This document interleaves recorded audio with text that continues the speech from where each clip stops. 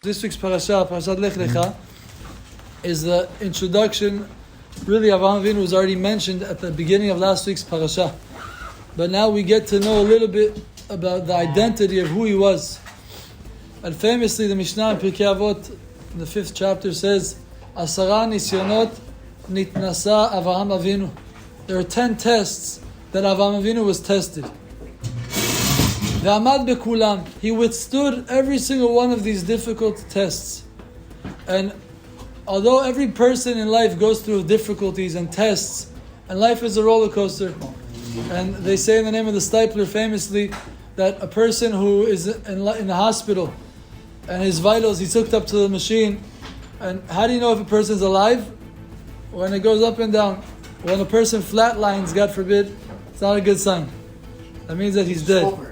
Game over. When there's an up and down, that means that the guy's alive. And that's how life is. Life is a roller coaster. Life is a difficult challenge and a struggle. But through those struggles, a person is supposed to be uplifted. The word nisayon is a test. That's how we translate the word nisayon. It actually starts with a nun and ends with a nun. But there's a big difference between the first nun and the last one. The first one is called a nun kefufa, a bent over nun, a regular nun. And the last one is a nun sofit. And it's erect, it's straight. And what that means is that when a nisayon starts, a person is bent over.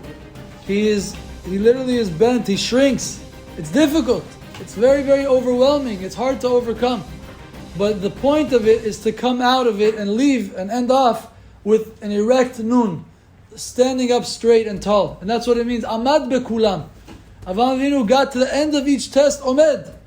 He was standing like the end of the nisayon. And that's the greatness of Avraham Avinu, that he was able to overcome every nisayon. But there's a beautiful idea in what a nisayon is. Basically, we all assume and we think, and the Ramban writes, that a nisayon is when a person is given a difficult decision to make in life, where he has an obstacle, a challenge, to say A or B, to choose between A or B, right and wrong. And hopefully a person makes the right decision and overpasses the test properly, on the right foot, with the right mentality and right attitude. Okay, but many decisions in life, you have to make the decision. You have free will. That's what the Ramban writes. You have free will. You have bechira chofshi, and it's your choice to make that decision. And if you made the right decision, Baruch Hashem, alamak, Hashem is with you. You passed it. Good for you. But so that the nisayon of Lech Lecha, Hashem tells Avraham, leave your land, the land of your birthplace, the land of your father, and go to the land I will show you. He didn't tell him where it was. He just walked and he had to go. So there, the decision is, should he go, should I not? And Avraham Avinu obviously made the right decision. He passed the test. So there, it was something that was up to his bechira chofshit, his free will. But on the other hand, there are different types of tests. And I heard this from Rav Shlomo Farchi beautifully, that the nisayon of Sarah Imenu, there's a machloket rishonim what the 10 nisyonot of Avraham Avinu were. They're brought down in Avot de Rabbi Natan. They're brought down in Pirkei de Rabbi Eliezer. They're brought down by the Rabbeinu Ovadia ben Bartenura. It's a Mishnah in Pirkei Avot. It doesn't say what they are. The Torah doesn't list the 10 nisyonot. But the rishonim explain. Rabbeinu Ovadia ben Bartenura has his count. Rabbeinu Yonah has a different 10. Most of them are very similar. They have one or two different ones. The Ramban has a pirush on what they are in the Mishnah. But almost everybody agrees that the nisayon of Sarah Imenu being taken captive, literally in Mitzrayim, by the Arabs, by Paro Yimach Shemo, she was taken captive.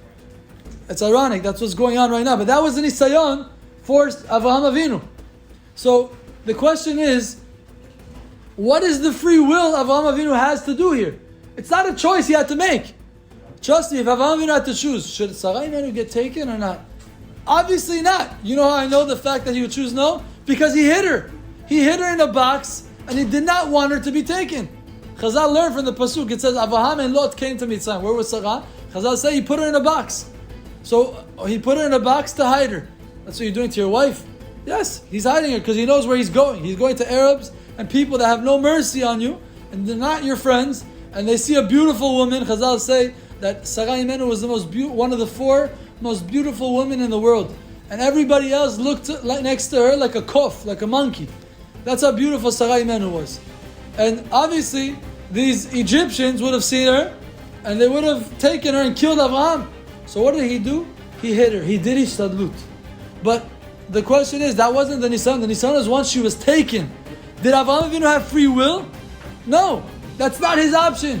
It's against his will. So where is the Bechira Chavshit in the Nisayon that the Ramban says that is what a Nisayon is?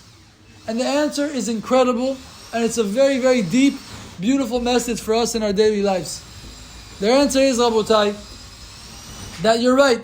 He did not have Bechira Chavshit in as to what will happen. He could not make the decision what will happen. Will she be taken or will she not? That was against his will. Hence, that's the opposite of free will. He had no free will in the action. But what his free will and what his choice is, how will you act when that nisayon happens? There are things that Bo'elam decides have to be done. What is Bechira Chavshit is how will you go about it? How will you react? Not how will you act in the decision process. How will you react to the decision that Hashem made and put on your plate? That is a real question. How will you go about, how will you walk around your day with that very difficult information that's hard to swallow? Of course it's difficult. If it was easy, it would not be a nisayon.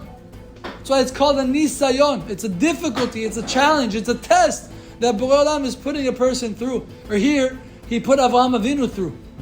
But that is the real question, and that is the real colors of a person that come out. How do you react? How do you go about your day? Chazal teach us there's a mitzvah aseh deoraita of emunah. Does anybody know what the source of mitzvah emunah is? Where do we learn that we have to have mitzvah of emunah? So there's a book of bitachon of one of the great rabbis, the Brisker Rav, and he wrote a book about bitachon. And he has there many mitzvot of bitachon, many sources from the Torah. The famous one is Anochi Adonai Elohecha Asher Tziticha Me'eretz Mitzrayim Mibet Avadim. I am Hashem your God who took you out of Egypt. And it doesn't say I'm the creator of the world. That would have been a more fitting way to introduce yourself. I am God, Hashem your God, that created the heavens and the earth. Isn't that a more fitting way to introduce who God is? I am Hashem your God who took you out of Egypt. But the Ramban explains, and the Rosh also, and many of the Rishonim say, that Hashem said, I don't want you to think like many of the nations of the world who feel that when Hashem created a person, He created you, and then how you go about your day, that's beyond you. That's not up to you. Here, HaKadosh Baruch Hu wanted us to understand that every single second of your life, not only that He created us at the beginning of time, and that's it. It's like the creator of this cup, Baal HaTanya explains it beautifully. The person who made this cup, let's say. So the second it leaves the factory, the creator has nothing to do with it. He gets his paycheck and that's it. But he has no clue who uses it, whether he uses it at a party, or use it in a Beit HaKnesset, or if it gets thrown in the trash. What's going to go, what's going to be with it, he has no clue. And he doesn't really care. That's not how HaKadosh Baruch Hu is. Hashem watches over us every single second, b'ashgacha pratit. Every second of your day, if somebody says a word to you, somebody said something, didn't say, invited you or didn't invite you, he told you this, he didn't say this, that is because Borei Olam decided that that's how things should go that day. And Hashem put that on your plate. And it's something that we all know, and it's very, very pashut. I'm not saying any chidushim here. But it's something that we have to go over every day. My rabbi always said that emunah is like a phone. If you don't charge it, it dies out. And if you don't recharge your batteries of emunah and bitachon, especially in times of difficulty, then it's not like a Samsung flip phone that your battery lasts for a week. It's an iPhone that the battery lasts for a couple hours. And that's it. You have to recharge every day, a couple times a day. That's how emunah is. Especially when you're going through difficulties, the recharge has to be immediate. You have to get the battery pack and put it on the go. You have to have emunah pshuta. You have to speak emunah. David Amer says, "Ha'emanti ki adaber." I believe based on my speech. You have to speak words of emunah.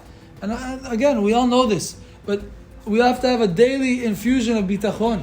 Everywhere we go, we have to walk with emunah shelema in HaKadosh Baruch Hu. And that's who Avraham Avinu was. And that's what made him great.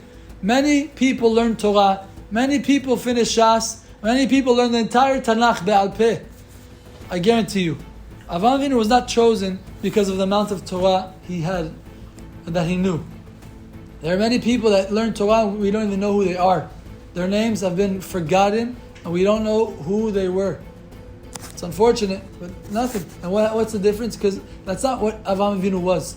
Avraham Avinu is called Avi HaUmah, the father of the nation, of the entire Klal Yisrael, the entire world, because of who he was in regards to his emunah.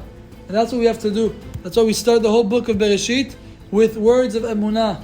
We look and we learn from how our forefathers lived their lives. That is the greatest thing. So again, the question is not what decision you'll make, it's how you will go about it. How you will live your day with the difficult situation that Hashem put on your plate. Will you question Him? Will you challenge Him? Will you ask Hashem why? We're normal, we're human beings. You could ask why, it's fine. You could ask, you could have questions. But you have to go about your day with emunah shlema in HaKadosh Baruch Hu, and really understanding that everything Borei Olam does for us is only for the best. And we should see only rachamim gedolim.